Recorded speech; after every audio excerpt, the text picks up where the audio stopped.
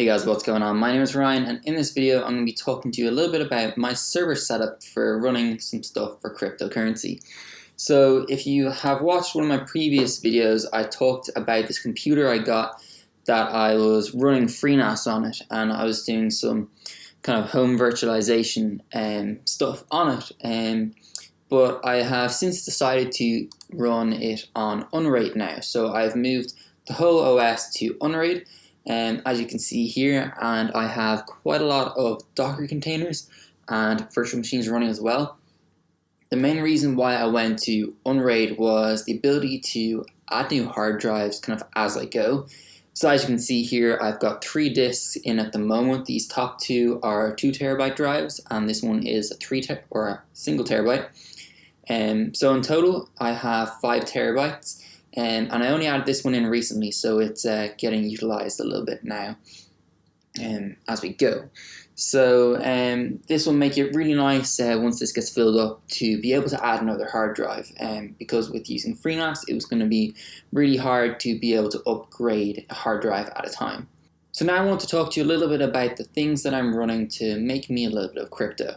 So the first thing I'm running is a Storj node. So that is here, and it's all about creating a decentralized cloud storage network. So the idea is that I can kind of rent my storage space to people and be able to host their files for them. So it's a little bit like Amazon S3. It's a kind of competitor to that, but this way it's completely decentralized. And the objective really is to be just as fast, if not faster, and while also bringing the cost much lower to what currently is available on the likes of Amazon S3. So you can see here, I've got my Storj node that I am running.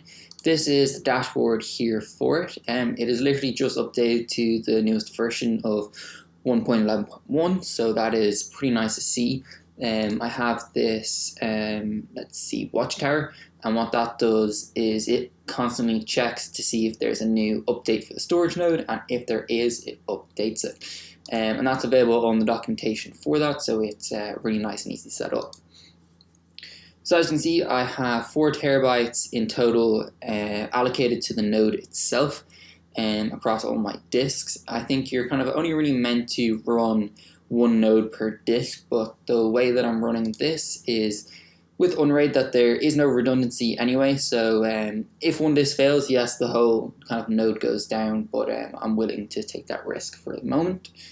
But I am looking to expand a little bit, but kind of waiting on the free space that I have already on this node to be taken up. So I have 881 kind of gigabytes there left to be allocated at the moment. For this month, you can see here that the kind of ingress, if I go straight to that, is 133 gigabytes in total. So the kind of a little bit coming in every day, which is nice to see. Quite a lot of repair traffic coming in as well, which is interesting to see. But yeah, so I've had some pretty good experience with this so far, and I'm pretty interested to see how it goes. I'm definitely interested in kind of expanding where I can. If we go back here, we can kind of see the inbound and outbound traffic on the node itself, and this is predominantly caused by the Storj node. Quite a lot of outbound, but this month, since I've added that new hard drive, I've been having quite a lot of inbound traffic as well, so that is nice to see. We can also check the logs here, and we can see a lot of stuff coming in and out, which is nice to see, and it's constantly changing, so it's very active. So we can see the computer itself here. This is what I'm running. It's the Dell XPS 8500, and well, at the moment I have 2 hard drives in it. So if I get another picture, something like this, I've got 2 hard drives in here at the moment, and I have the other one kind of up here at the top. And the one at the top isn't mounted into anything, it's just kind of sitting on a little shelf there where the optical drive used to be, so not the most ideal. So I am looking into potentially getting a new case. I've been looking at the Fractal Design Node 804, and with this case I think you can have up to 10 hard drives in it. Has kind of got 2 compartments. The one on the right here is kind of for the motherboard, and whatnot. And over here I think is kind of space for a lot of hard drives, so you can have I think 10 hard drives and another few SSDs on top of that, which is really nice to see. And it's all within a micro ATX case, which is really nice, because these other ones I've been looking at that are kind of full tower, and they can have I think around 8 drives in them as well, which is quite nice. But unfortunately there is no side panel on them, which is something I really want to have and kind of show off the build. And any kind of full tower cases that do have the side panel in them, they're only able to have kind of 2 hard drives in them. But with the current case that I have, I've got 3 hard drives, and I am trying to upgrade as well. So this kind of seems to be the best that I can find. But if you have any recommendations, hit me up in the comments below, and I'll take a look at them, because I really am interested in getting a new case for this build. And also adding some more hard drives. At the moment I'm looking at the Seagate 4TB version, and the Iron Wolf NAS drives, which seem to be kind of the best performance and price as well, which is really nice. Because they're going to be in NAS drive as well, and that I'm going to be leaving on all the time, and hopefully they won't break on me very soon. I do have one Seagate drive in the Unraid server at the moment. That's the 1TB version here. It's the disk 3, and so yeah, that's pretty interesting. So the other thing that I'm also running on this in terms of cryptocurrency is NOIA. So if we take a look at the NOIA network, their whole thing is about kind of speeding up the internet, increasing reliability and also security at the same time. So a lot of people will get VPNs to kind of keep themselves secure, but a lot of the times with VPNs is you're kind of getting not as fast speed. So they're trying to solve that a little bit, and not all around just being a complete comparable to a VPN, but that is one of the use cases for it. So as you can see here, this is a picture of kind of like the way the internet is at the moment. Is you kind of have all these devices, and we're all going down the same highway trying to get to all these different services. So it can get pretty congested at times, and that's kind of increasing latency, especially if people are doing kind of like online games or something like that.